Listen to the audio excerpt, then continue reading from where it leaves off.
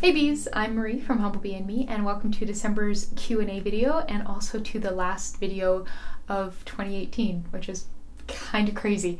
Just a reminder, if you have a question you'd like to see answered in one of these videos, please throw it in the comments below or watch for the monthly post I do on the Humblebee and Me Facebook page asking for questions for this video. But yeah, without further ado, let's dive in. Our first question today is one I've got from quite a few different people over the last month or so on several different platforms, and it's, what do you do with the stuff that you make that doesn't work? So there's a couple different things. If it is usable for something, I will usually try to use it. So for instance, the Christmas tree body wash post that I released recently, I shared how there was a curdling issue. I still used all that body wash. Some of it was used as like a bubble bath. Some of it was just used as sort of a poorly textured body wash on a loofah. So I still used it all. It just wasn't as pretty as the stuff that kind of ended up being in the final blog post. If something is absolutely awful and needs to be gotten rid of, I will get rid of it. So if I can compost it, if everything in there is compostable, I will absolutely do that. But yeah, sometimes it just gets thrown away, and that's kind of a bummer for sure. But I make so much stuff that if I forced myself to use everything I make that didn't work out, I would be drowning in body products. And I learned a long time ago that there's really no joy in forcing yourself to use something you've made that you really don't like. I still have flashbacks to this one just disgusting scented lotion that I made in my early days. I can practically taste it. It was so putridly fragrant. And that was just like, that was not a joyful experience. So yeah, I let it go. I make things in small batches when I'm not sure how they'll turn out. So if I have to throw out 20 grams of a body butter that's the wrong texture completely, I can, and it's not the end of the world. Zill asked, when working with new ingredients or choosing new ingredients, what research do I go through to decide if this is something I want to work with or I want on my body? I like to check with the CIR, the Cosmetics Ingredients Review, and cosmeticsinfo.org. So they have good information on the safety determination of these ingredients, and you can read a lot more about it rather than just, we've determined this to be safe if you so desire.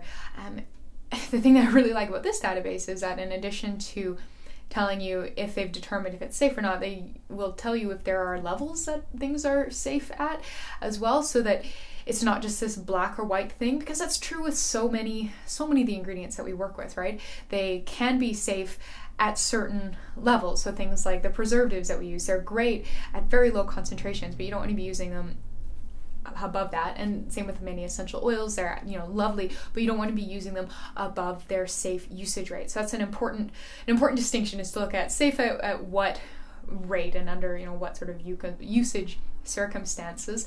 I do not check with the EWG Skin Deep database, and I've written an article on why not. I'll link to it in the description box below.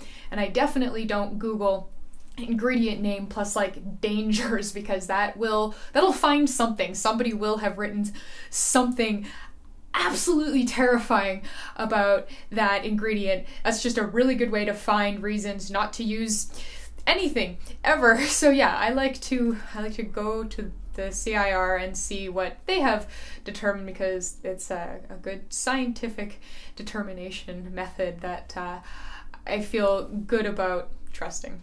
Chris asked, when you include essential oils in your products, what resources do you rely on to ensure that you are formulating safe products?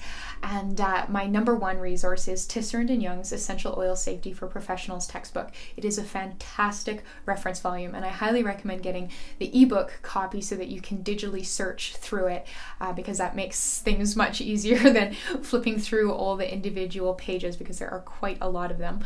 I also refer to some of my handouts from my Formula Botanica coursework with information on EU and IFRA, or International Fragrance Association, limits for essential oil usage. So these references are a relatively new thing for me, and I will happily credit Formula Botanica with a lot of this encouragement to pay attention to essential oil concentrations, because they are important. Essential oils are very potent chemicals, and they can cause damage, so it is important to use them responsibly. So a huge thank you to them for really giving me a kick in the butt and making sure I am doing my due diligence in that area. But yeah, Tisserand & Young's book is fantastic, and I cannot recommend it enough. Miccah wanted some tips on where to get started in this hobby, which is very understandable because this hobby can be really daunting. There are so many new ingredients and processes and whatnot that, yeah, it can be really, really intimidating. So some of my biggest tips would be start small, make tiny batches of things, like depending on the product, 20 to 100 grams. Keep things small so that if you hate something, you aren't feeling really, really bad about getting rid of it because it's awful. Take lots and lots of notes. And when you start by making tried and true recipes that other people have had good successes with. Because I know I've heard from people who have sent me like, hey, this is what I made and it failed and I feel bad. And you look at the formula and it's like, well, it's not your fault that it failed. It wasn't a very good starting point. So yeah, make sure you start with some good recipes. A couple years ago, back in 2016, I released a DIY skincare for beginners e-course. It is a totally automated, totally free thing that you can still sign up for. Super helpful, really gets you in at kind of ground level, super accessible ingredients and methods and, tried and tested formulas as well. So I'd highly recommend checking that out if you haven't already. I'll throw a link to it in the description box below the video. But yeah, start small, take lots of notes, and don't be afraid to screw something up. Don't be afraid to make something awful because you'll learn. Just make sure that it's like a small amount of something awful. Now, Lana asked if there's any carrier oils that I really can't use. She noticed that I use a lot of different ones in my different recipes and wondering if there's any that like my skin really don't react well to. And I'm very, very fortunate.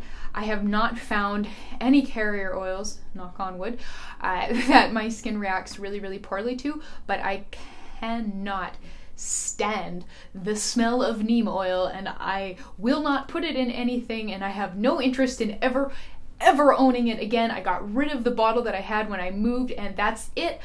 Yuck. So yeah, bleh, neem oil.